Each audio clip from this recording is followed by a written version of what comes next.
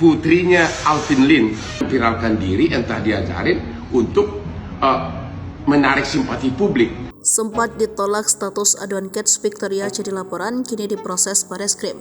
Pengacara Rasman Nasution ikut menggambarkan jika laporan Cats Victoria Lim sudah naik status dari aduan menjadi laporan yang kini akan diproses di Bareskrim Mabes Polri. Hal ini diungkapkan pasca mendampingi Cats Victoria Lim, anak pengacara Alvin Lim melaporkan Hotman Paris karena pencemaran nama baik ke Bareskrim Polri 26 September 2023 kemarin. Kini aduan Ananda Cats Victoria Lim sudah menjadi laporan per 27 September 2023. Rasman seperti dikutip Trijaya Post dari akun Instagram Rasman Nasution pada 28 September 2023 mengatakan, meski Cats Victoria masih kecil, dia sangat menguasai ilmu hukum beracara. Ia melihat sendiri saat mendampingi siswa SMA itu, menurut dia Hotman kali ketemu lawan.